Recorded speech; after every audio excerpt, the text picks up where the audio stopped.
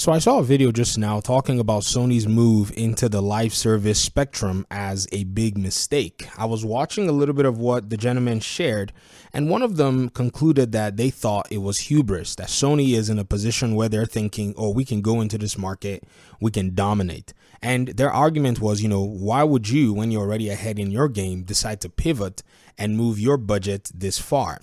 Now, many of you may or may not know what the numbers are whenever we talk about the budget, but let's go ahead and kind of get a little bit of a sense of what's going on here. So apparently, PlayStation had decided a while ago that they were going to move about 40+% of their development budget into the live service multiplayer spectrum. They also concluded that by 2025, they were going to make this 55%. So Sony is looking to hedge their bets a lot more into the live service multiplayer spectrum. This is as reported in the press. Now, looking at this, I think what this, sentiment, which I've seen different variations of, this video was just a much more recent one that I saw. I was going to go ahead and link it, but I was like, I don't want anybody to go harass anybody. Sometimes you don't want that. But it's also a sentiment that you see out here on maybe even the, public forums and so on and so forth. The truth of the matter is, games like Spide-man that are going to be coming out very soon don't say otherwise. In a sense, it continues to show that Sony is still committed to its primary goals. The problem, though, is for you to be able to get games like these games called Spider-Man or Miles Morales or Ratchet & Clank or Wolverine, you need an influx of profits to be able to get that job done. I get it. Marvel's Spider-Man made Sony a lot of money, but that money was made in 2018, 2019. Since then, I'm sure that money has been reinvested in other avenues. So now it's time for them to find new sources of money, because I don't know if they're going to be minting more shares to shareholders or whatever it may be. And this is, in my opinion, a way that I think they can go out there and farm more dollars. Here's the thing. In the pivotal aspect of PlayStation's own business model is that they're able to get these exclusives to allow for people to buy their consoles. But in order for them to be able to make these exclusives, they have to be able to churn tens and tens of millions of dollars every year in development costs to issue out to their 3, 4, 5 big studios that get the job done. This is also including the studios that do extra work in supporting these big studios. And when I say big studios, I'm talking about Insomniac, Santa Monica, I'm talking about Guerrilla. We can even throw Bend Studios in there and even throw Sucker Punch as well in there.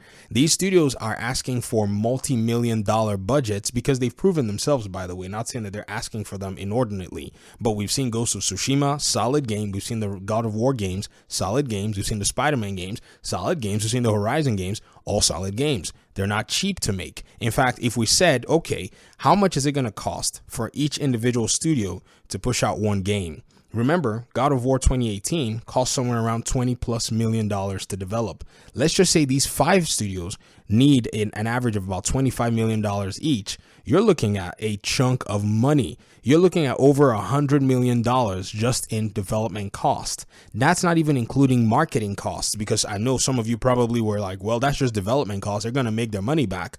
But many fail to realize that marketing costs also are basically almost the same as the money they use in developing these video games. It's wild. You won't believe it. Think about like Destiny 1. Some of you may or may not know, but Activision spent a chunk of money marketing that game, and marketing can go into the hundreds of millions as well, especially when you're making it as a big publisher. So let's just say they take half of $100 million to go ahead and even, or let's just say 750, let's just say 75% of $100 million to do marketing. You're looking at over $200+ million. Where is $200+ million going to show up from out of nowhere after you actually do your expenses and your cost in terms of keeping up your developers and keeping up all those different aspects of your games? You need them to be coming from other sources. Now, yes, there are other sources like subscriptions to the PlayStation services and even licensing fees from other companies, but those licensing fees can only be so much, and you're waiting for these other companies to actually release their games, market their games, and hopefully their games become successful before you can gain a significant amount of licensing fees. So it all makes a whole lot of sense.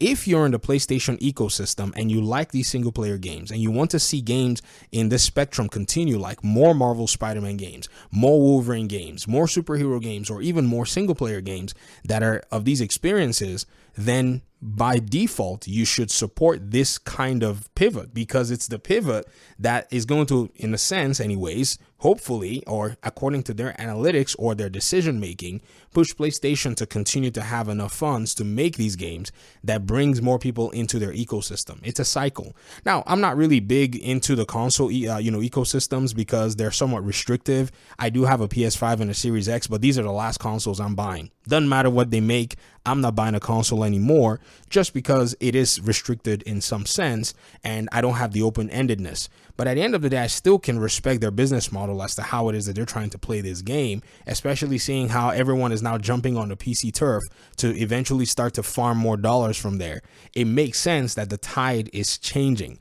And even much more importantly, you're seeing that since Activision has expressed its own desire to purchase Microsoft, or at least merge with Microsoft anyways, with the Activision deal going on, you can see that Sony is wanting to find a way to stay, or to stay relevant and hedge itself in the multiplayer sense. They can't just sit back and not play in a game that another competitor or rival is going to win in. Already Microsoft is winning with the subscription service, hands down beating Sony with value proposition.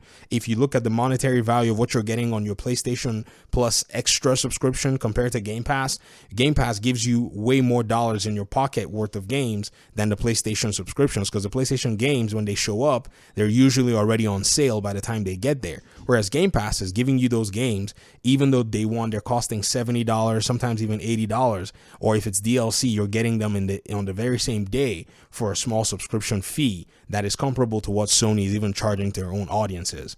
So Sony's got to play this game, and if you want to see more of these games, then you ought to realize that that's exactly where it is that they're going to have to farm those dollars for. I mean, they can always go ahead and reduce their executives, salaries and compensations, but they're not going to do that.